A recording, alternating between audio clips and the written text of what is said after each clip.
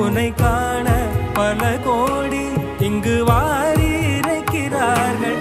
எளிதாக உன்னை சேர இங்கு யாரு நினைக்கிறார்கள். அலங்காரம் அதில் நீ இல்லை, அகங்காரம் மனதில் இல்லை. துளி கள்ளம் கபடம் கலந்திடாத அன்பில் இருக்கிறாய். உணர்ந்தே